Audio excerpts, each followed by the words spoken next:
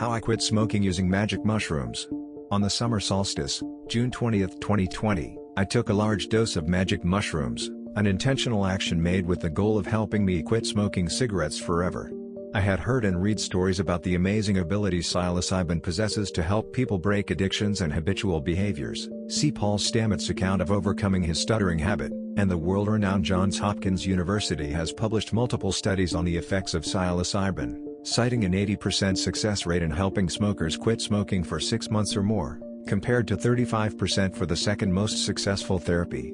I scoured the internet for the protocols used to treat the study participants, or even just an outline of the therapy they underwent, but everything I found tended to be a very surface-level version of participants underwent a period of cognitive behavioral therapy, one-on-one with a trained therapist for several days or weeks before and after the experience, with no real detail into how the therapy was used to shape the experience. So, while I am not a doctor of any kind, nor a trained therapist or shaman or even particularly experienced in the psychedelic realms, I thought that I should share my method for using psilocybin-containing mushrooms to quit smoking, in hopes that it will help other folks looking to take that path for themselves. The first time I took a large dose of mushrooms, 5 dried grams, I spent the majority of the trip absolutely sobbing, processing years of grief centered on relationships that had either failed or soured over time, as well as deaths of loved ones, both past and future. This was a difficult experience, but at no point did I feel like it was a bad trip. It was a healthy, necessary experience that has helped me grow, and I was grateful for it at every point. So, without further prelude, here is the step-by-step timeline of how I used magic mushrooms to quit smoking. June 1st through July 1st, 2020, approximately 1 month total, including several days of integration after the experience, details below. Date of dose, June 20th, 2020, noon. Dose, 5 dried grams of P. cubensis, moderate high potency strain, Koh Samui super strain. Location, on my bed. Setting, clean room, candle lit, laying on a freshly made bed, in comfy clothes, wearing an eye mask, listening to a curated playlist of classical and ambient music. I also recommend Music for Mushrooms by East Forest. Summary: the week before the experience, I began to wean myself off tobacco, starting with 3 cigarettes per day, down to 2, 1 and finally none on the day of the experience. I have tried quitting many times, and this always seems to help. I also wrote every day, putting down my intent on my paper, planning how I wanted this to go, exploring a life without cigarettes, processing my feelings around the experience. I used the week prior to the experience to not only prepare my intention, but also to cleanse myself mentally, physically and spiritually, through a combination of diet, media restriction, sexual abstinence, and exercise, akin to the ayahuasca tradition of La Dieta. Each day, I tried to simplify and reinforce my intent on paper, being sure to speak it as well: I will quit smoking cigarettes forever. This helped me to begin the process of reprogramming my brain to break the habit, that I hoped would be catalyzed with help from the mushrooms. During the mushroom session, I experienced a universe of sensations, emotions and visions, but the most impactful was the real, physical feeling of being filled with a vibratory energy of love and appreciation for myself and the life given to me, combined with a mantra that I repeated vocally throughout the experience: I don't smoke. Those things have stayed with me, and I attribute a good portion of the success of the experiment to them. I've used journaling, visual art, music, and communication, including this little article, to integrate the experience into my ongoing life. Intentional integration is so important to the success of an attempt like this, and now it is a daily practice of reminding myself of the lessons I learned during the session. Below, I've broken out each day of the week prior to the trip, with excerpts from my journal, to give you a more detailed conception of the process I went through to use mushrooms to quit smoking. Enjoy. June 1st, 2020, about 3 weeks before I took my dose, I decided that I wanted to try using mushrooms to quit smoking. This act of deciding, of setting the intention, was the most important part of the process. Over the next several weeks, that intention grew into a concrete, detailed plan, and a definitive intentional statement. On June 20th, I will take 5 grams of magic mushrooms to help me stop smoking forever and live a healthier life. There were several versions of this, and I struggled to simplify it.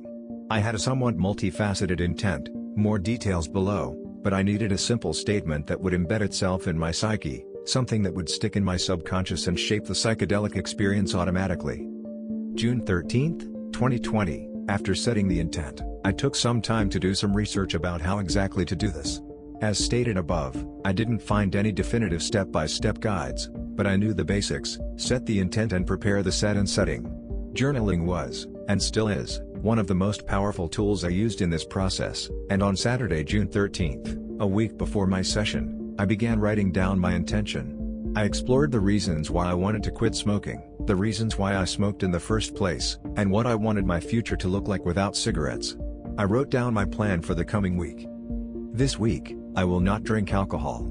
I will not smoke or ingest marijuana. I will not have sex or masturbate. I will not get on my phone before bed. I will not have more than 3 cigarettes in one day. I will try to have only one on Friday, if any. I will not smoke any on Saturday, the day of the session. I will spend time outside, not smoking. I will appreciate my lungs. This week, I will do yoga every day. I will meditate every day. I will read a book every day. I will eat fresh vegetables every day. I will go outside every day. I will laugh every day. I will write every day. June 14th, 2020. One of my biggest concerns in undergoing this intentional trip was that I might override or negate some of the healthy habits I'd built up prior to the session. Psychedelics have a way of hitting the reset button, and I wanted to focus my intent on eliminating the unhealthy habits in my life while maintaining the healthy ones. I decided to set out my intent, or rather my proposal to the mushrooms, as clearly as I could. Here is what I wrote. These are my prioritized requests presented to the mushrooms. 1. Help me quit smoking cigarettes forever. Please. 2. Help me maintain my current healthy habits. A. Eating salads and fresh vegetables every day. B. Practicing yoga and meditation every day. C. Reading a book every day. D. Rarely drinking alcohol. 3. Help me further develop these habits. A. Staying sober on weeknights. B. Drinking less on weekends. C. Playing music and writing in my free time. D. Drawing when nothing else inspires me. 4. Please strengthen my connection to the universe. 5. If there's time, help me lose weight, please. While these requests are very specific, I will remember the rules. 1. Set and setting are everything. 2. Go with the flow. If the trip turns a strange corner, I will follow it, and learn from it.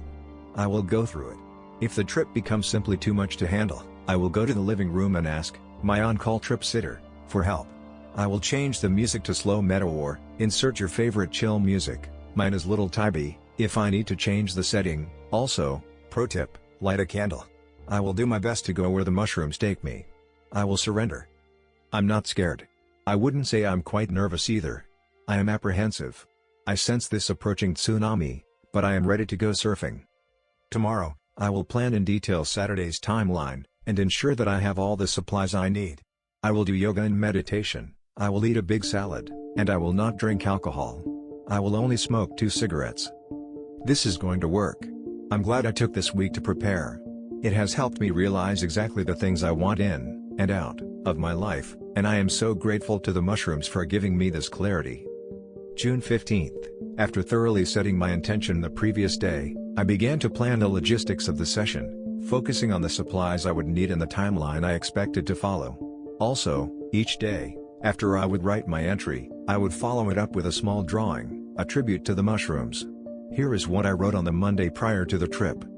On Saturday, I will wake up at a normal time, around 9 a.m.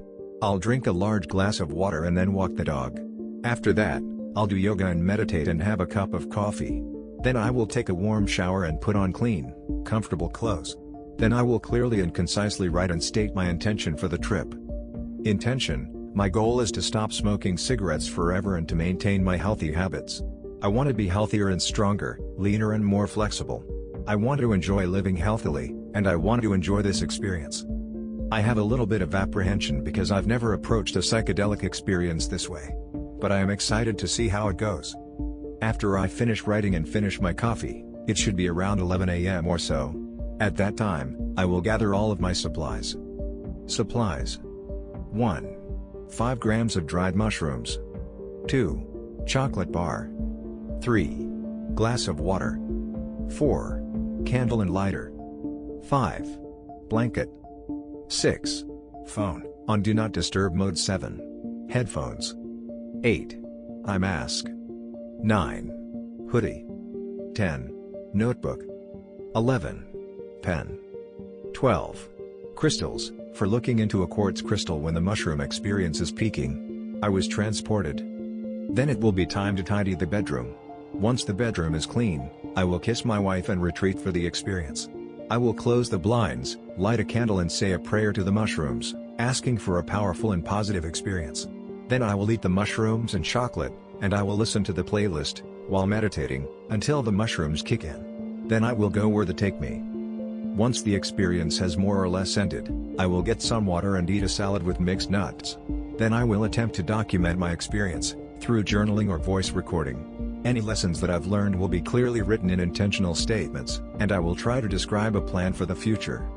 June 16th through 17th.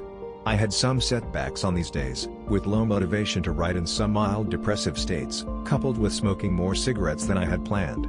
I still managed to write a little bit on the 16th, and made sure to do more research on ways to integrate the psychedelic experience.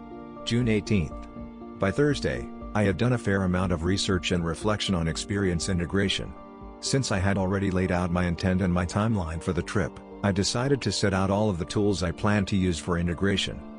I'm excited for the integration portion of the experience. I have had some second thoughts about taking a full 5 grams, but I think that's just some of the old fear of the unknown coming through. Last time was definitely intense. I think the fact that this time I'm approaching it with a clear intent, stop smoking forever and be health, will make the trip both more manageable and likely even more intense. But we will see. At this point, I'm committed. Buy the ticket, take the ride. So I've got some ideas about how I want to integrate the experience. It's more of a toolkit than a plan, though. I really want to focus on journaling. When I do this, it helps me in a lot of ways. My thoughts seem clearer, and things feel more harmonious in general. I think that's because I have a narrative, a framework to fit things in. It's like that feeling I get when I'm into a good book, and things happening IRL seem to be in sync with the story. Only this is my story, so that's even better, right? I also want to make sure to draw something from the trip. Even just a single image. And of course, I'd love to write a song based on the trip. Or even just record some music that expresses my feelings around the experience in some way. I'll see what inspires me. I realized today that I accidentally scheduled this journey on the summer solstice. That feels like a good omen, like I'm growing up, entering the maturing seasons. I think I'd like to schedule another experience, maybe a smaller one, on the autumnal equinox. We'll see how I feel or if it's even going to be beneficial at that point. I did read that one protocol for psychedelic therapy involved 3 trips, spaced months apart, so that would fit the model. I need to do the work between the trips, though. I also want to talk with my wife about the experience. I think it's important that she knows what's going on with me, even, or especially, as a result of a psychedelic ceremony. Ceremony feels a little weird, I think because it's just me. There's no facilitator, no audience, just me eating mushrooms in my bedroom. But I do want to give the experience and the mushroom the respect it deserves. I think the more that I can ritualize the process, the more work I put into it, the more I will get out of it. For integration practices, to summarize, I'm going to keep doing what I've been doing: yoga, meditation, writing, reading, playing music, staying sober, eating well, but I will bring intent to them in, hopefully, a more focused and clarified way than before. June 19th. The day before the ceremony. By Friday, I felt prepared, though more nervous. I used my writing time to reinforce my intent and plan for following day. Tomorrow is the big day. I will take 5 grams of magic mushrooms and ask them to help me stop smoking forever and to help me get healthier. I want this to be a positive experience. Today I've had a bit of fear. The possibility of a bad trip, the looming unknown. I know how intense it can be. But when I remind myself of the relationship I've built with this fungus over the year, I feel calm. I look forward to being with this friend again. I've done a good job of controlling my cigarette cravings today. None smoked so far, and I think I'll wait until after dinner to have my last one. This really does feel like the last one. It's a little bit sad for me. I've heard people liken this process of quitting to losing a friend. But it's a friend that steals from you and has sex with your spouse when you're not around. Good riddance. I'm still having very strong cravings. I can feel them in my chest, in my throat, in my teeth. Itching for the nicotine. I think the most amazing thing will be if they just disappear tomorrow. That would be wonderful, and if it is even the smallest probability, I want to remain open to it. I have no idea how this will work, but if I believe that it will, if I intend it to, it will. And I do. That's why I'm doing this. Tonight, I'll have steamed vegetables and some roasted mushrooms. No oil. Tomorrow, I'll fast until noon, and then have the mushrooms and some chocolate. Then I'll have an amazing, life-changing experience, full of magic and beauty, and I will stop smoking cigarettes forever. June 20th, 2020, on the morning of the ceremony, I stuck to my plan. I walked the dog, meditated, did some yoga, drank a cup of coffee, kissed my wife and tidied my room. I paid extra attention to my set and setting, treating myself and my surroundings with care. Throughout the morning, I reminded myself of my intention to quit smoking cigarettes forever. Then, I shut the door, closed the blinds, and set up my ceremony. A ceremonial dish, the lid of an old mushroom jar, holding the mushrooms, surrounded by 4 quartz crystals, 2 chocolate pieces, an eye mask, a lighter and my journal. In front of me sits 5.1 grams of dried KSSS psilocybin mushrooms. I am going to eat them and ask for help. With these intentions, I will quit smoking forever and maintain my healthy habits, building upon them to live a healthy life that I enjoy living. Thank you, mushrooms, for providing this opportunity. I hope you will give me a powerful and positive experience. I will go where you take me. Here we go. I wish I could have somehow recorded all of the sensations, emotions and visions that experience gave to me. It was a whirlwind that bordered on euphoric, overwhelming, disorienting, awe-inspiring, so many things all at once. Throughout the experience, I kept repeating I don't smoke, and that is carried over into my psyche after the experience. I have had some close calls, but over a month after the dose, I still have not had a single cigarette. The cravings did not magically go away, as I hoped they might, but their weight was lessened, their attachment to me was weakened. They became a passing annoyance. Whenever I feel one now, I remind myself, I don't smoke. I remember the intense radiating love that filled my body during the experience, as I was enveloped by my loving ancestors, that shouted to me, "You're too precious to kill yourself like this." It is such a difficult thing to put the experience into words. Each person will have their own unique experience, every time, so it really would do no good to recount the very personal qualities of my own ceremony here. Instead, I will share some of the lessons I took away from the experience that I managed to distill into a few paragraphs the next day. June 21st, 2020. Here are some of the epiphanies I walked away with, though they don't even compare in scope to the experience. Here are a few atoms from the universe of yesterday. 1. We don't have one point of view, we have two. This was a result of noticing that my eyes produced 2 separate images, which interfered with each other to create my overall experience of the universe. This did not appear to be confined to the eyes or even the bodily senses, my personality, the makeup of the physical universe. It all seemed to fit, and it still does. I'd like to explore this more. I'm telling ya, make sure to have some crystals on hand.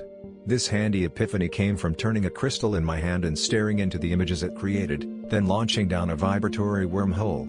2. I don't smoke. Period. It's that simple. I love myself and my body too much to kill it like that. 3. There is a certain amphibious quality to humans. We are semi-aquatic, smooth-skinned for the most part, omnivorous, depending on species. Can you imagine a frog smoking? I feel like it would die after the first drag. This strange amphibious epiphany rose after a vision of a frog with cat ears smoking a cigarette appeared, and my identity merged with it during the trip. 4. I felt connected to my ancestors. I felt their presence, and their consciousness was connecting to mine. The pure love I felt made me pity those of us still on Earth, dealing with the trivialities and banal dramas of daily life, wrestling with our own minds. But I feel the peace and love at the end of it all, and it is beautiful. It felt like the foundation of reality. This feeling came from a vision of being surrounded by layers of consciousness. It felt like I was at the center of some sphere, while the layers surrounding me were the consciousness of my dead family members. I could see the layers and feel the spirits. It was beautiful. 5. Love is real. It's a hot, vibratory energy, and I'm not sure it is different from life itself. This realization came from a very real, very visceral experience of my body filling with golden energy that threatened to burn right through my chest.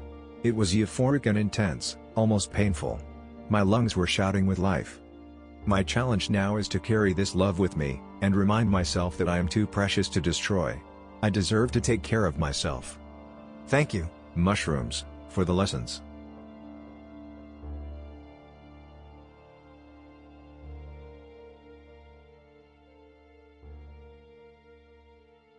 My first experience with the mushroom. Along with two friends of mine, both first-timers, I backpacked 2 days into a coastal wilderness area we had never been to before. Beach hiking on a black sand beach under sunny skies was a treat those first 2 days. We felt lucky to be traveling under such nice conditions since it was quite early in the season and rain was a likely event. On the evening of the second day we set up camp by a river, pitching our tent on the sand back by the green edge of the lush forest. The plan was to dose the next morning. We did not discuss the upcoming experience much, but our firelit faces betrayed flickers of anticipation. My expectations coming to this point were unambiguously positive. I had much history with marijuana, which I have a peculiar sensitivity to, and had patiently prepared myself for an eventual encounter with mushrooms. In hindsight, I see two misconceptions I took into the trip with me. First, I think there is a general opinion that, in the spectrum of common entheogens, mushrooms fall immediately above marijuana. Having not heard any detailed account of the possible range of effects, I carried the notion in my head that I was in for something only slightly more intense than a very strong marijuana high. The second fallacy I brought with me was that pot would only make a mushroom trip come on quicker. I wasn't aware of the possibility of a synergistic effect. When we awoke at sunrise on the third day to dark gray skies, drizzling rain and cold wind, I should have perhaps treated it as an omen for the trip ahead. We ate a small breakfast of granola and soy milk, then huddled beneath a small driftwood shelter. Each of us ingested 3.5 grams of psilocybin cubensis, commenting on the extremely foul taste. We cleaned our camp up, then waited for the effects to make themselves known. I split from my friends who wanted to go out near the ocean. The rain had increased to a light shower and I retreated a little ways under the shelter of the trees. I was aware of a stony effect and heightened interest in the lovely greenery around me. I bent down close to a small patch of tiny plants, moss and ferns. As I came down into this miniature scene, the delicate life forms seemed to swell into grand and beautiful versions of themselves. There seemed to be an entire world happening down in the bushes. I began to hear a strange music coming from, it seemed to me, the tiny plant system and my immediate surroundings. The sound of the rain dripping and circulating through the green botanical city made an almost digital-sounding high-pitched oscillation. To my ears came plant music, oddly electronic. The scene took on a strange, futuristic light, as if I was looking at a small hydroponic grow tank with artificial light shining from above and the sound of computerized sprayers hissing in the background.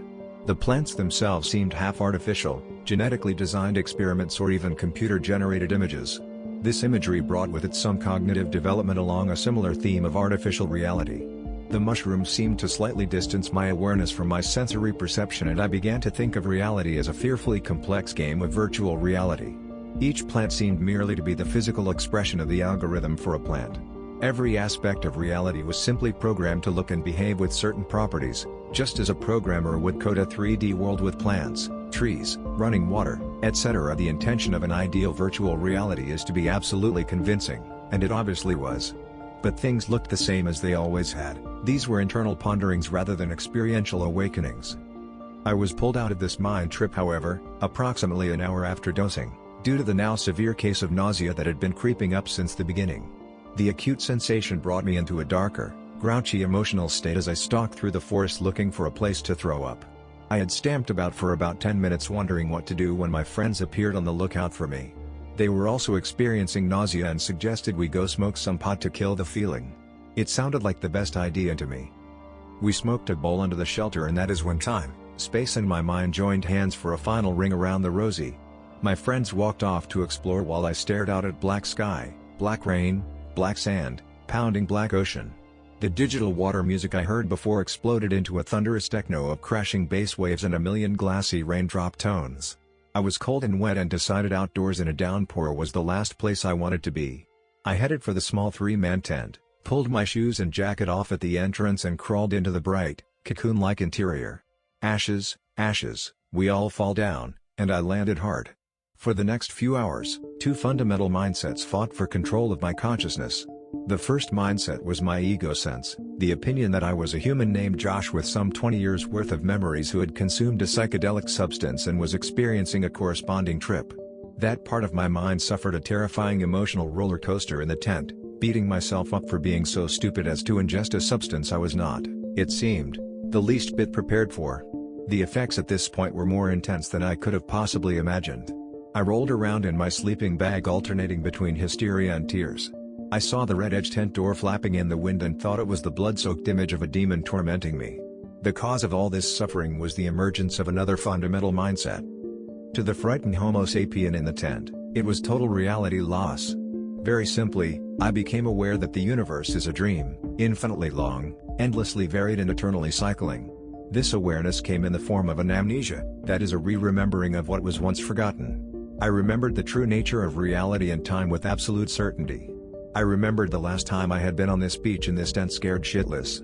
I remembered it from the previous rotation on the wheel of time. Consciousness and reality merged into what amounted to a pure and continuous déjà vu.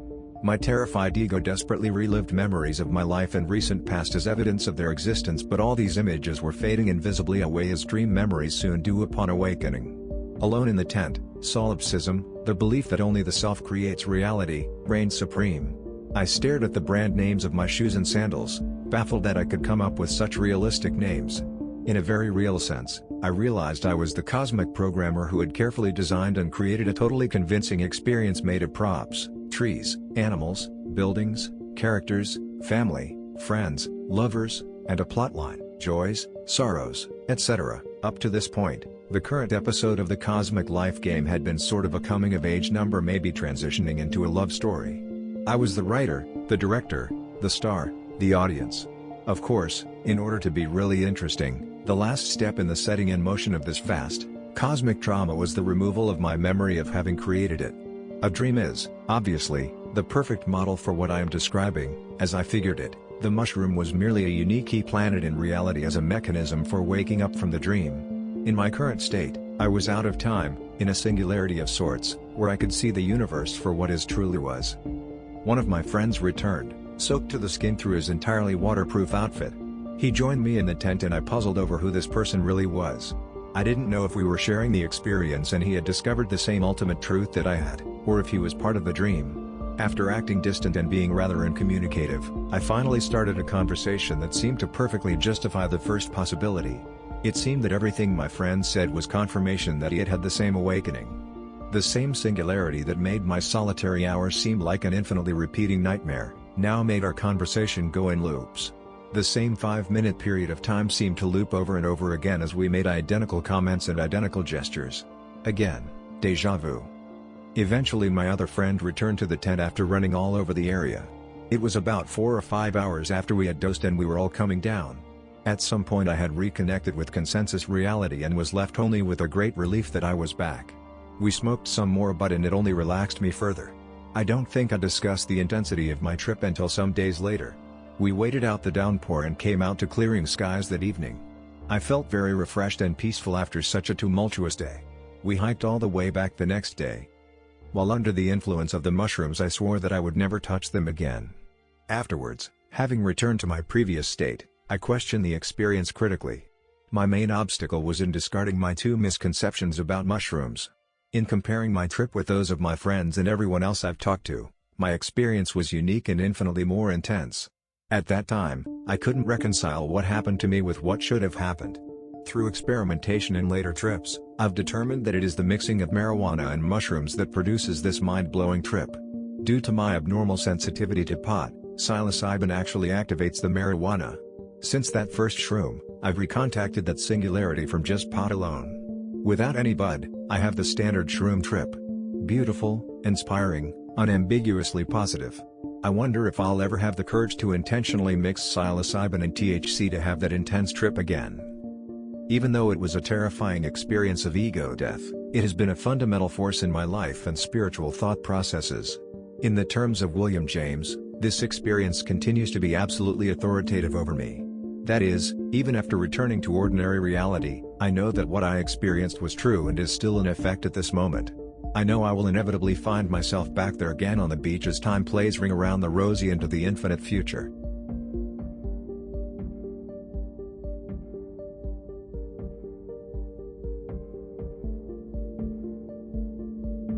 Do not test this at home if you do not have great knowledge of psychedelics or a wiser mind than me. Thoughts? How far can you go? How far can you get? Is there any truth hidden from us in the hallucinogens that I have not yet reached? What happens if you mix different psychs at the same time? I wanted these answers, where I wanted to search for the answers on my own, in my heart. I had long planned a mega trip. The years go by but the timing had not felt right, Had argued with myself back and forth what I would take, how much I would take, how I would take it and when I would take it. I had taken crazy trips before with a very positive outcome where I have often been very shaken and never really become myself again. Trips can change your life and increase your perspective and change your outlook on life. Maybe that's why I have had an inner longing and curiosity in me since my first trip, a lot of years ago, which never really seemed to pass, and over the years I have pondered how far to go. Had I not taken enough the other times? Or had I taken enough and received my final answers? Had I already met God as he should be perceived, without myself perceiving it? Or had the years made me forget and left only vague memories of the events? My fascination and wonder about life, the universe and its mystery had not immediately subsided after all the trips, it was rather the opposite. Of course I had tripped the last few years, but it had been under controlled forms with normal doses without either ego death or major ego split. I had stayed at level 3 for almost 4 years. But a longing can turn away reason and a lack can overcome all doubts, and to experience the eternal light of paradise sometimes requires a crazy mind. In other words, this day was inevitable. I had opted out of DMT at the time when I was looking for a longer intoxication. Of course it felt tempting to both inject DMT and mix DMT with other substances. I had not given up the idea, but so far I thought I would choose another route, DMT's little brother, DPT. Apart from being one of my absolute favorite tryptamines, it also has many similarities with DMT. Have also read that you can get as far and meet the same entities on DPT as on DMT. It's just about the right dosage and a large portion of courage, so why not investigate the matter further? On the other hand, DPT has about 25 times longer rust time than DMT, so the most hard-skinned have undoubtedly time to shag. Something that also felt incredibly tempting was to mix DPT with another tryptamine that I am very fond of, 4-ACO-DMT. They are very compatible with each other. I had done it before and it is magical. Injecting a tryptamine is said to be extreme in itself, so why not take a tryptamine virgin dose with just these two? Another idea that has haunted me for a long time is to mix mushrooms with DPT. I would personally say that 4-ACO-DMT is more colorful and more stimulating, but then if you takes it by the nose, to take it 4 must be stronger anyway. I had after careful consideration decided on an extreme dose of mushrooms first, then somehow inject DPT plus 4-ACO-DMT in the same syringe. I did not want to go away from tryptamines as they feel relatively safe physically and that I got the most out of these substances. Also did not want to mix in several different tryptamines, other hallucinogens or dissociative substances if it could lose its sharpness in intoxication. Nor did I want to take MDMA in combination, like a sick hippie trip. Partly it hardly feels safe, partly I do not need MDMA with a perfect mix of tryptamines, will experience a final euphoria anyway. Did not want to swamp this chance that does not occur so often, so mushrooms plus a hefty strainer felt like the obvious choice. I had read in very reliable places about the different maximum limits of the substances at different modes of ingestion, the mixtures between them, possible deaths or other unpleasant things that can occur at high doses, and discussed the matter with some psychonauts I trusted, so the result was as follows. Substance, dipropyltryptamine, DPT, 4-ACO-DMT and fungus ring smoothing. Dosage, 170 mg DPT, 60 mg 4-ACO-DMT, and 25 grams fungus. Method of ingestion, intravenously, the fungus was taken orally. Rust time, 4 hours plus. Set and setting. Rigorous preparations were my hallmark. My sitter and I had chosen the date several weeks in advance for day D. My sitter and we had known each other for long, but it was 4 years since he started to get interested in psychedelics, and I helped him obviously to strengthen his new interest. We had taken a few trips together, but he had so far been content with normal trips. He was a doctor by profession, so he felt like the optimal sitter. I just realized that he was a psychologist too, so he could guide me right afterwards. But you could not get everything. It was not the mental part I was really nervous about, but it physical. We had chosen a Saturday night, mostly because it felt wise to have a day off after tripping. We had also disconnected all technology in the house. I was rested and had eaten a light breakfast alone. Had walked like in a haze all day waiting for the clock to strike 7. The day felt like a mixture between writing an important exam and Christmas Eve appearing, i.e. both nervousness and longing at the same time. I felt ready and focused. I had reduced my resting heart rate to around 40 beats per minute due to a lot of running training recently. DPT is a real heart rate booster, so it felt natural to try to minimize this as much as I could. Had also tried to meditate without much success. Instead I had yoga extra much to get in the right mindset. It was closer to 8 o'clock, me and the sitter were chatting and I was ready to eat the awful amount of mushrooms in a first step. The sitters had placed a venous catheter and vena cephalica on the upper side of my left hand. This was due to two things: partly it was much easier to get the tryptamines that way under strong influence of fungus, partly for any mishaps and the trip for some reason had to interrupt. Seizures, extreme tachycardia, rapid pulse, extreme hypertension, high blood pressure, or psychosis. For this we had solid injection liquid and our own mixture of Victorivil in already finished syringes which are just connected in the venous catheter and injected. To stick someone under, for example, psychosis usually happens muscularly, which of course is understandable. I felt that I did not want to be stabbed under impact and that intravenously would have an effect much faster in both situations. I also had a heart rate monitor placed on the corresponding wrist. I felt a bit like a guinea pig, however, I felt that I was in safe hands. The sitter radiates calm. But despite our preparations, the experiment could face some difficulties. The first was to want to ingest an awful lot of drugs straight into the blood under already strong influence. No matter how much you want something sober, it does not mean that the actions are as you intended. Fungi have a tendency to break the rational pattern quite roughly, so it was important to take the remaining tryptamines on time, not too late and not too early. Too late could mean some difficulties for my sitter to persuade me to what I really wanted. Most normal people are more than happy with 25 grams mushrooms. However, it is hardly a fun stage to be in. Believe me, I had tried 25 grams mushrooms before. It is very difficult to handle. I did not want it too early either, as I wanted them to interact with each other.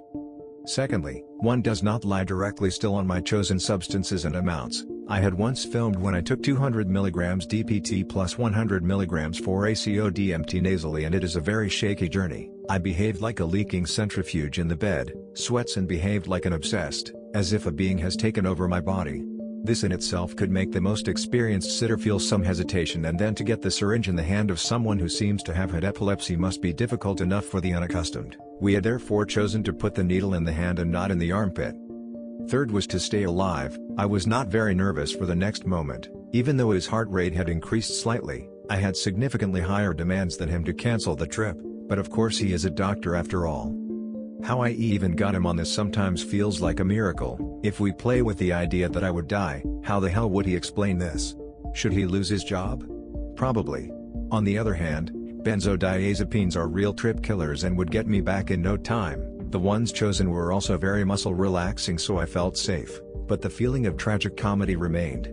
I had great respect for hallucinogens. I had also been completely sober for several months for the greatest possible effect of both the hallucinogens and alternatively the benzodiazepines.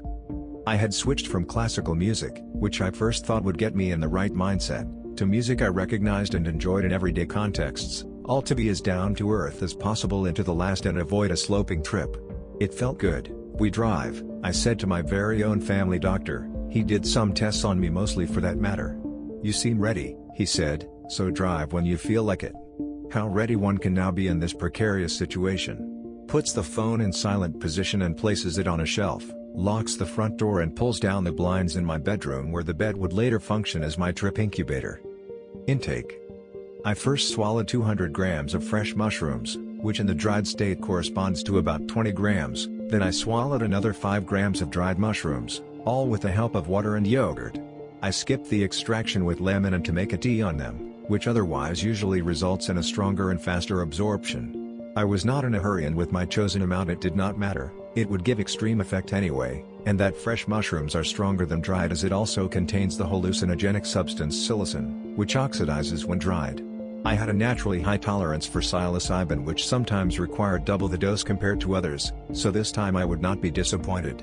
But with that said, maybe the fungus would not have any significance at all on the whole. For example, I had advised myself not to skip the cannabis as I had a hard time believing that it would have any effect in the long run, rather the opposite, and make me anxious unnecessarily before the trip. Mushrooms on the other hand are much more powerful, so laying it as a foundation felt appealing. The clock showed 2010 when my culinary evening meal was over, and it had exceeded expectations. Have never disliked eating mushrooms, just feels natural and very hippie. Calm music was played in the background, and as in a mutual agreement, me and the sitter did not talk much with each other anymore. There was a serious spread in the room where we were, with a lot of lit candles and incense that would calm down. I just tried to keep my calm and focus up. My body used to take the time to pick up the mushroom, but I was amazed at how fast it seemed to go this time. Maybe it was so long since I last took fresh mushrooms that I forgot how it was, or I had fasted better this time. The first effects crept in already after 20 minutes. I started to turn on the sofa, the skin felt warm and sweaty and funny thoughts began to appear, the room felt sterile and bright colors began to give off a stronger glow than usual. It is also easier to distinguish contours around paintings and windows. Some hesitation begins to grow in the chest as it always does at the rise of fungus. Mushrooms tend to be very honest and ruthless in nature. Like it's talking to me and saying, "Well, are you here again? Who do you think you are? Are you really ready to see what I have to show you?" And the snap on the nose makes my ego, which I had built up since the last time, slowly retreat. I almost feel guilty that I did not live by its principle and my mental age slowly drops. It is not a game to take mushrooms, but at the same time there is nothing that has given me as much insight as the mushroom. Give and take. Give me your ego and you'll get wisdom back. The clock shows 20:45. Over half an hour since ingestion. I go to the kitchen to get a glass of water. I feel nauseous and a feeling that I am getting sick sweeps over me. I drink the water with a resorb, as if it would help me from the path I have chosen. I also pee one last time before leaving. 21:30. I am slowly starting to lose touch with what the hell we are doing. Begins to feel slightly bothered about the needle in the hand, which certainly sits with double surgical tape around the entire hand, but still. I have a hard time grasping my thoughts and start to find it hard to have another person around me. I usually trip alone when it comes to ego resolutions. The foil hat tightens harder around my head and I start to distrust my own mind. I get no order in my thoughts that constantly take different paths than what I am used to and constantly encounter new crossroads. Level 3 is past and heavy hallucinations surround me. Every detail in the room breathes with extreme depth, colors and patterns seem to go into each other as a unit. Even the music starts to feel distant and foreign. We have to do it. I can no longer wait, I say in an unsteady voice. And before I lose my mind. Event horizon. Puts me in my large double bed where it is sparsely lit. The clock has passed 9:30 when mine is sitting, placing the syringe in the venous catheter and slowly pushing in the solution. I try to keep my eyes open and the last thing I hear is Bob Marley's voice from the speakers in full swing singing One Love, feels appropriate in some way, and my sitter says, "It went well, everything is in, good luck." 1 to 2 seconds. The solution is in my bloodstream, the seconds seem to go slower than normal, waiting for some kind of kick, like a desire to get a little bonus in their crazy experiment. 3 to 4 seconds. Tongue and throat begin to numb and a metallic taste appears in the mouth. The body is filled with heat. 5 to 10 seconds. Considering that I am already under strong influence, the whole situation does not seem real, but the extreme body load is for real. My body feels so extremely heavy that it apparently sinks through the bed further through the floor and into space. I try to move me but without response. My pulse is racing at high speed and I get a feeling of deja vu. 11 to 15 seconds. Mentally, I start to lose it completely. I feel like I got all the psychoses and mental illnesses at the same time. But it is only afterwards that I am filled with an understanding of these. I keep my eyes open and while the world rages before my eyes, every detail, every line in the whole room lights up with the whole color spectrum. Paintings and windows breathe so heavily that they do not seem to have any bottom. 15 to 30 seconds. It starts to get intense in feeling and speed. Cosmos feeds me with its spectacle, colors, patterns and symbols that I have rarely seen. It's so beautiful, so crazy beautiful, that I cannot focus on either thoughts or feelings. I can no longer distinguish where the walls and ceiling begin or end and the whole room seems to go in circular waves at the same time. It feels like electric shocks go through the body. 30 to 60 seconds. Here somewhere I dissolve and become one with the universe. My cognitive and emotional self is erased and I can no longer grasp that it is drugs that put me in this state. I am transformed into a total ego dissolution where the self is dead. No earth, no people, memories or thoughts exist in me. I can only go on this insane journey without breaks. The universe steers me like a puppet without will. 1 minute to 4 hours. The feeling is now extremely intense. I can no longer determine if my eyes are open or closed, so talking about open eye visuals or close eye visual feels unprofitable. However, I would think I close them, which is usually normal in this situation. The hallucinations that appear in front of me are extremely dynamic. Geometric and complex patterns grow and form and I feel its intelligence and see its aesthetic essence that pleases me fully with its existence. Tunnels upon tunnels create several tunnels out of nothing of the purest gold and form large advanced structures. Everything pulsates and sparkles and after each pulse something new is created in the tunnels, changing from gold to mosaic in all its colors and in different patterns. Pyramids are built up of green laser in front of my field of vision with abstract symbols in it. It's like they are talking to me, look. Understand. I read them into my brain with such mystery and authority that if I had a body it would react with a strong shudder, and my reverence and respect is total. The world appears between laps completely digital and sometimes completely optical, but does not lack pace and harmony. Sometimes it feels like I live inside a huge hologram where the mystery of the whole world is displayed. Time cannot be understood, it is either paused or dissolved. It is impossible to grasp the concept upside down, and in my brain a new dimension has been revealed. Networks of time and space move like waves in the universe at the same time as all my senses are dissolved and merged into one, where feeling and sight seem to work in harmony. Everything is so incomprehensibly fascinating, and I seem to see the world as it really is for the first time. The drugs I have taken appear in symbiosis, and I cannot distinguish which drug contributes to what. Total security emerges. I float inside a transparent diamond where it feels like I only consist of love. All love. I contain every single positive and pure thought. All people's joy and feelings of happiness are in my body and have been distributed equally to every atom. It feels like every mood-boosting drug has been injected at one and the same time into my body, and that I have eaten several hundred ecstasy tablets in parallel as the body vibrates in several thousand orgasms at the same time, but that it is still not enough to describe the feeling.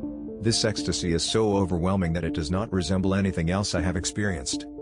Electricity of satisfaction is sent time and time again through my body, and this is without a doubt the most powerful euphoria I have ever felt. It feels here and there like a million times stronger than the second best euphoric experience I have been through. It beats all the kicks I have felt after I injected various drugs, all the heavier candy flips and hippie flips I was exposed to, and all the other psychedelic experiments where the euphoria was central. I am in the epicenter of climax, and I keep asking myself how it is even possible for the brain to produce this? I have both fallen into the rabbit hole, swallowed 100 of Morpheus red pills, and traveled to the celestial body Pandora in Avatar while I sat on Frodo's ring. The intensity of the trip is so extreme that it is in the context of injecting amphetamine while I take 10 flares of DMT with salvia and parachute while I trip on 1,500 micrograms of acid. All my thoughts I ever thought, all my actions and all my mistakes I ever made, and all my prejudices I felt are processed into my soul and forgiven. And God examines and understands me. I feel guilty, but He clears my conscience, and it feels like the ultimate confession. I'm so naked of all the people I've ever hurt, all the people I've ever met, and it feels like all 7 billion people are looking at me where I seem to be the center of the universe. I can no longer hide anything, not for myself and not for anyone else. And despite everyone's differences, we understand each other and feel a strong compassion and belonging. Singularity. Even though everything before felt completely insane and very difficult to describe, it stands nothing against this. It would be easier to describe the starry sky or colors for a blind person, but I will try. It is very suggestive to say that this was God, but I have no evidence for it except my own experienced experience. One can also claim that it is a strong imagination produced by my brain as a result of the magical elixir of life that I have ingested. In any case, it remains my greatest experience to date, and it may feel sad for someone who has not had the desired effect of hallucinogens or even tested drugs to say that an intoxication would be the ultimate. But my impression was genuine, regardless of whether I was under the influence or not. It happened, and who can say what an encounter with God should look like? It can be very subjective. It is also close at hand to talk about God so that the affect of history does not disappear or diminish in any way, as it is by far the strongest experience I have had, sober and sober. Describing the real feeling in words is impossible, it must be experienced, and writing this becomes a bit like explaining to a child what adult values really mean, and even if the child would almost understand, it would be impossible for the child to pass on to other children what the adult talk was about. It is almost as if our brains are not yet designed or developed to understand all the answers, but the hallucinogens allow us for a brief moment to see something that we cannot do without its help. I travel further in this bizarre spectacle. The internal orgasms are still just as progressive and the fractal El Dorado just as dynamic. It feels like I am traveling with extreme G-force, and inside my chest a huge bass pumps out its sound waves in me with complete frenzy. I cannot determine if I am dead or alive or both at the same time. The feelings oscillate between a melancholy feeling of emptiness and a feeling of strong belonging to the rest of the cosmos. A life after death does not seem impossible, and I have no idea where I am. The determinism I have always been in gradually turns into my own will, like being in an abstract lucid dream where I seem to control the course of events. I'm back in bed, looking down at myself in the third person where I lie still in the dark, and the next second I ride the roller coaster down to my ancestors in a straight descending line. First my parents, then my view passes every single ancestor I ever had all the way down to the last Homo sapiens and further past the last Neanderthal to the very spark of life, and I get an understanding of the fate of all people and how everything really is connected. The Earth, the Sun and the whole solar system return to what it once was in the beginning, and the dark energy releases its grip on gravity and expansion, and all galaxies are compressed into a single point. Total regression of the whole creation is played out in front of my field of vision, and I can only feel a gratitude and humility so strong that the tears would have flowed along my cheeks if I had any. All matter is at a point as small as an electron. The small electron seems to balance on an invisible knife edge where chance seems to play a decisive role in how the course of events should be. Either it falls down on one side where the eternal darkness looms, or it falls down and passes into creation the moment with Big Bang as a result. Being on the verge of creation feels terrible and the uncertainty is total. Then something happens that I did not think could happen. I am not particularly religious by myself, but this cannot be described in any other way than either contact with God or extremely intelligent and advanced beings. An energy and power many times stronger than myself and my mind is revealed, not only within me but also around me, in me, yes, everywhere at the same time, and my capitulation is complete and the affection unconditional. I am no longer a spectator of paradise, but my soul is part of the whole utopia. The situation feels so real and sacred that reality itself fades. Basic things like drinking a glass of water, loving, or singing feels like a billion times less real. The magnitude of what happened would long afterwards be my own faith and reality. But it does not end there. God allows me to create, and I seem to both control my visual effects and transform into whoever I want, any living thing with the help of thinking power. I feel like a child whose parents let one discover the world for the first time. God allows me to experience the future where you can no longer see the difference. Technology and biology have been united and artificial intelligence was born a long time ago. Telepathy, telekinesis and other metaphysics are quite frequent in the new landscape I am in.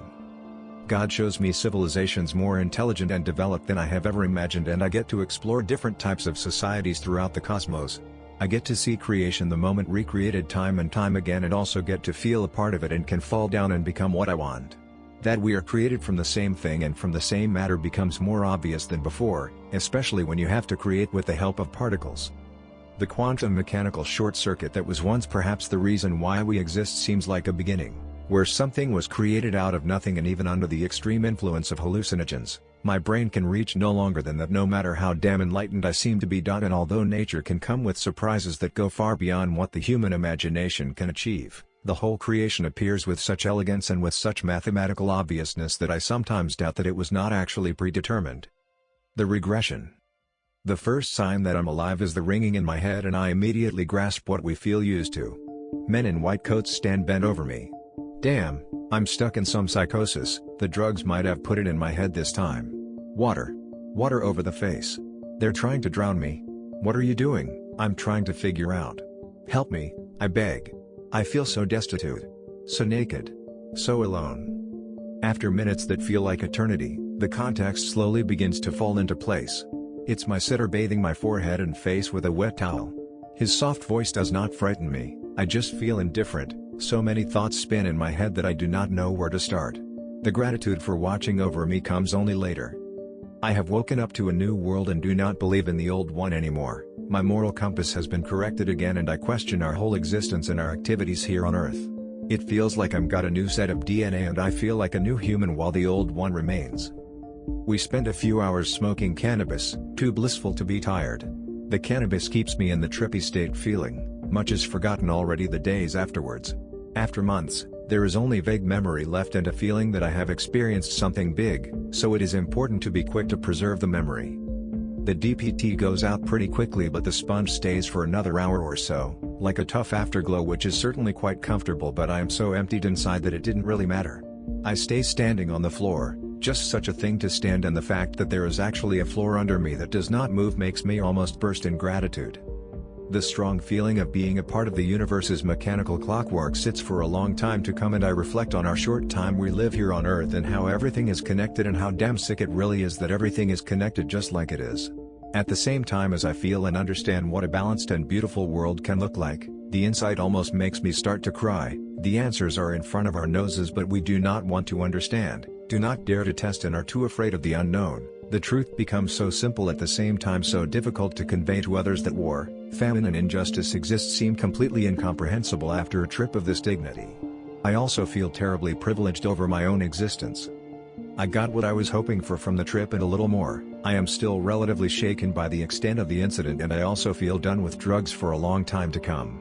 I would not repeat the experiment with just these substances, especially not for, if you are to inject these substances then it is recommended to bisect / half the nasal dose. I had gone a good bit over what is recommended for a strong dose of all substances. I had also mixed 3 substances to the max. I lived but the body afterwards was completely finished, was completely exhausted both physically and mentally and had sweated copious amounts. Have a feeling that I was lying balanced on the verge of blackout but I will probably never know.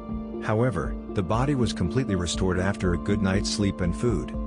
Psychonaut over and out.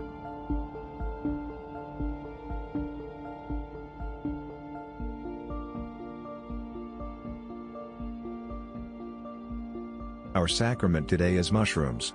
We all like mushrooms, don't we? Schedule a day and evening when you have nothing to do and can be by yourself in a safe, comfortable place. The day need have no special meaning, but if it makes you feel good to pick a certain anniversary or holiday, so much the better. Sunset on the day you choose will be the 0 hour. At 0 hour -1 week, remove all toxins from your diet, meats, alcohol, refined sugars, even our friendly green ally. Maintaining a strict vegan diet consisting mainly of rice, beans, cereals, grains, fruits, and vegetables is recommended. Drink plenty of water. Meditate 30 to 60 minutes a day on the purpose of your journey to meet, fill in the deity or entity of choice. Prepare a question, or questions, or a prayer, or a piece of information to pass on.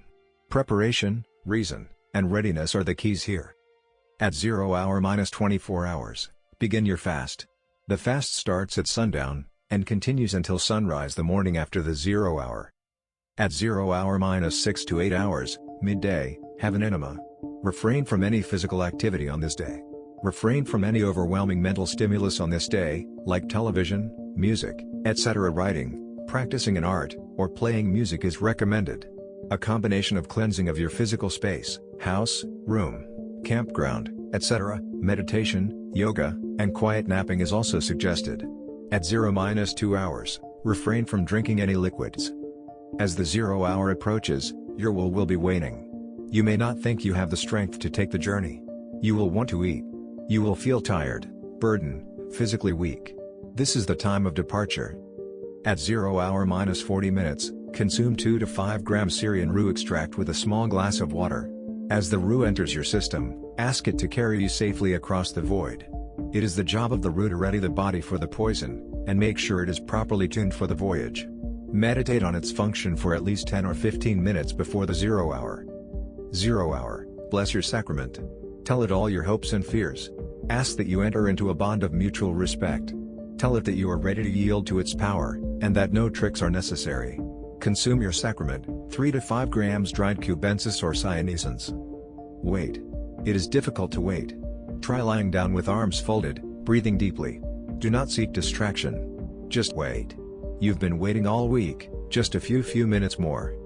0 hour +40, extreme doubt, fear, and agitation set in. Do not fight them. Say goodbye to yourself, your reality, all the things you know, all the things you love, all your addictions, all your obsessions, all your fears. Just say goodbye. You are leaving them now. It is okay to cry. It is best to cry. If you hold back tears, yawning will force you to tear. Might as well let it flow. It is a cleansing. Just say goodbye. When you push through the pain and reach a state of inner peace, they will visit you. When you hear them beginning to whisper in your ear, calmly introduce yourself and tell them why you came. They will know this already, but it is just a formality. They will ask you to enter the darkness, lie down and close your eyes. Pillows and blankets are good here. Do what they say and they will produce miracles for you. Once you pass through their little world, they will release you into the void. Leave your body with an exhale. Travel through time, merge with the ether, contact beings and gods and long-lost friends, return to your true home. This is your home. This is where you came from, this is where you will return. Have tea with God, make lightning bolts with your mind, sing creation into existence. It is all possible, it is all real, it is all wonderful. You are pure light, pure energy, pure bliss. Please, Don't forget to thank your hosts. With an inhale you return to your body. You are back. You are alone. You are weak. You are thrust back into your life. All your problems are still there. All your questions remain unanswered. Only a few hours have passed, but it seemed like an eternity. How long were you dead? Were you really dead? Was it just a drug? What just happened? You want to seek refuge in the comfort of others, but you must wear this night out alone. If you are lucky, a voice will visit you and sing you to sleep. This voice will sing strength back into your body. It will infuse you with sorrow and hope. It will tell you little jokes about yourself. It will share childhood memories with you. Fall into an exhausted sleep with tears of sorrow and joy. You will wake early, refreshed, invigorated, surprisingly strong. You will feel reborn. Milk it.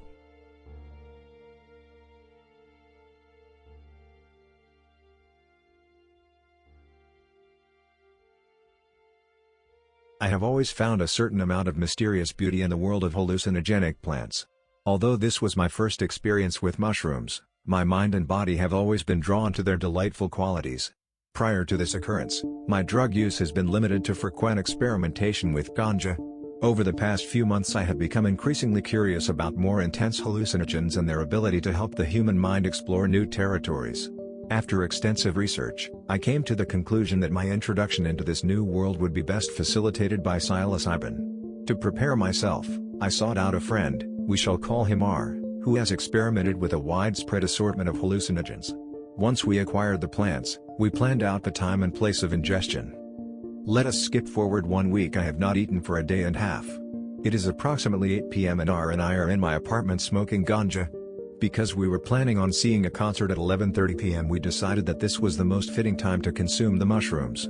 R chose to consume them orally and washed them down with orange juice. I had only been drinking water, so I decided that I would not deviate from my routine. After chewing each bite until the mushrooms dissolved to water into my mouth, I would swallow. After about 10 minutes of eating, I was finished. As I finished preparing the room for the ensuing trip, R and I took our last 2 pulls of ganja. I ate a small amount of food and took 2 digestive enzymes to accompany the mushrooms in my stomach. Once the room was ready, R and I sat on the couch in silence as we waited for our respective experiences.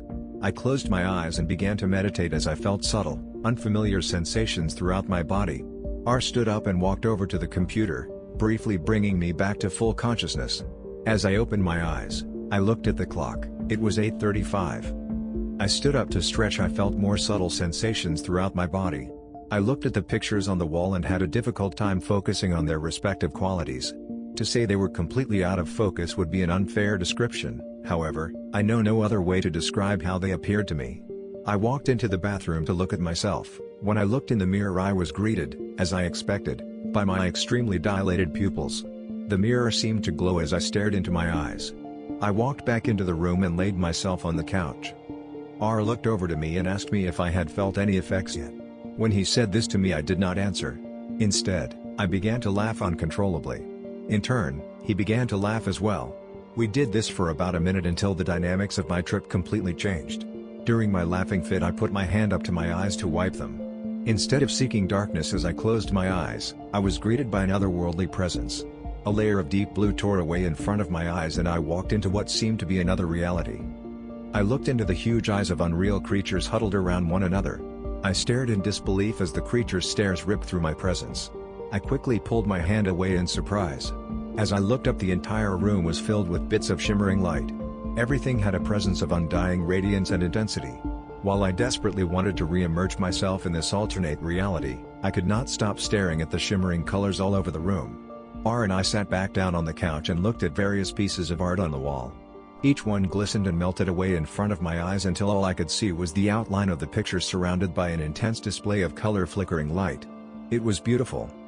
R and I began to converse about various topics as we reveled in our delightful hallucinations. We then decided to turn on some music. My trip began to follow the flow of the music as each bass line produced a new effect of color and beauty. As the first song came to a close I began to laugh once again. However, at the end of my laughing fit I was overcome by a sense of intensity and I was immediately pulled myself out of my trip.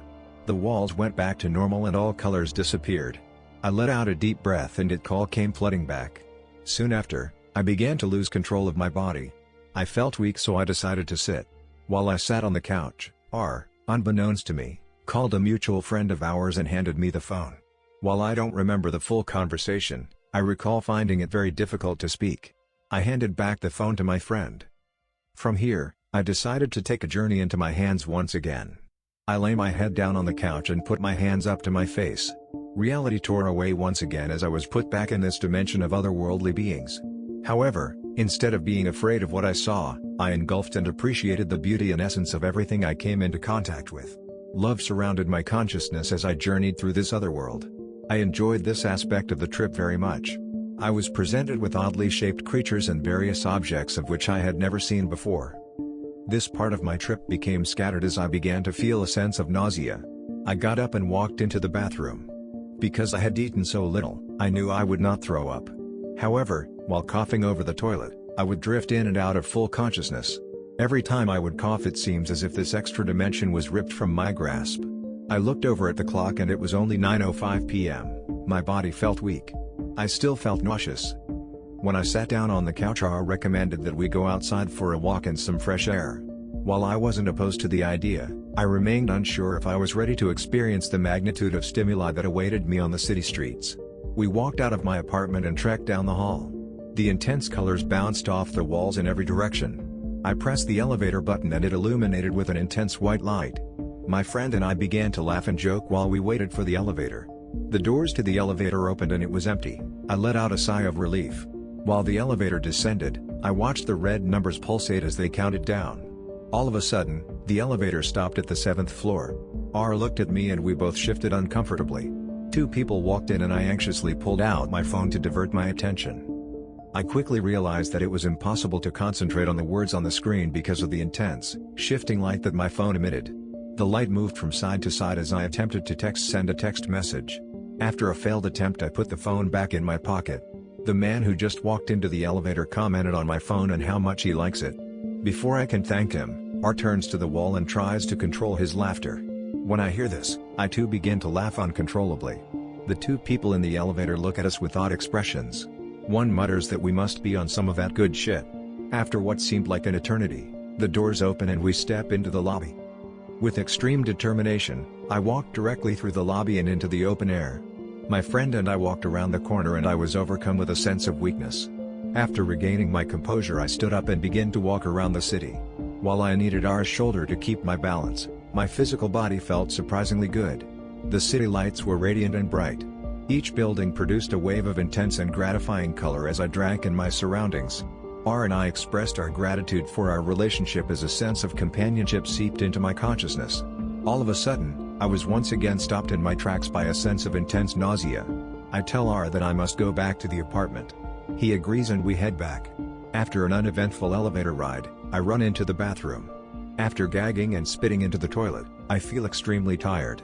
I go to the couch and look at the time. It is 9:50. I don't remember anything until I awoke, if I was actually asleep. After becoming fully conscious, I felt completely out of place. I could not understand the time on the clock. In fact, I could not understand time at all. What day of the week was it? How does a day fit into a week? A week into a month? A month into a year into a century into history? Everything seemed out of place. I couldn't remember why I was sitting on the couch or who I was. Nothing made sense. To fully describe this part of my trip would be difficult. Many of the feelings I felt are mine and mine alone. My friend sat across from me and started asking me questions, but I couldn't give him a cohesive answer. Despite his protest, I put my head back down on the couch. I closed my eyes and tried to put my life together. Where am I? I'm in my apartment. Where is my family? At home. Why am I here? I continued to answer these questions and piece together my life. I opened my eyes and R was sitting across from me. R told me that I had put a towel over my head and sat on the couch for over an hour without moving. I looked at the clock. It was 11:20. While I was no longer visually tripping, I felt the calmest and most content I ever have. All the inconsequential things in my life no longer seemed to matter. I had a smile on my face and I loved everyone and everything around me. The pieces to my life puzzle were coming back together. However, the pieces did not rearrange themselves exactly as they were the first time. The essence of everything I thought I knew dissipated. My reality changed as love overpowered all feelings. I took my wallet out of my pocket and began to question the importance of money in my life. I rubbed it along my face and laughed at the absurdity of capitalism and the dollar. The inconsequential nature of all material objects became the center of my attention. I stood up and began to walk around my apartment. I picked up my phone and immediately felt nauseous. I put it down, the nausea disappeared. As I did this with a number of other objects, I felt the same sensation of disgust and nausea as I picked them up. This feeling would immediately dissolve as I put them back down. This continued for some time until Laura attempted to get me to leave so we could go to the concert. We packed another bowl into the volcano and smoked. As all this occurred, I still felt a sense of love and joy for everyone around me. These feelings were so intensely genuine that I can safely say I have never had such an experience. I had a smile on my face which could not be removed. As R and I walked to our destination, I continued to smile and give off my positive energy to anyone I came into contact to. The walk there, which takes 25 minutes, seemed to go by in an instant. After standing online for some time, we entered the concert at approximately 12:30 a.m. While colors were much brighter than normal, I was not tripping per se. We stayed in the concert until about 2 a.m. because R felt extremely uncomfortable and claustrophobic, a feeling he conveyed to me throughout our time in the venue. After leaving the venue, the sense of love and joy still radiated throughout me. While the initial intensity of these feelings has dissipated, I have been deeply affected by many of the realizations I have had while on mushrooms. My stomach has felt fine after the last phase of nausea wore off around 11:30 p.m. I had a small headache the day after, but I'm not sure that can be attributed to the mushrooms. As a final note, I will be forever grateful for this beautiful gift I was presented with. I plan to continue my journey into various hallucinogenic plants, and I can only hope to have similar experiences in the future.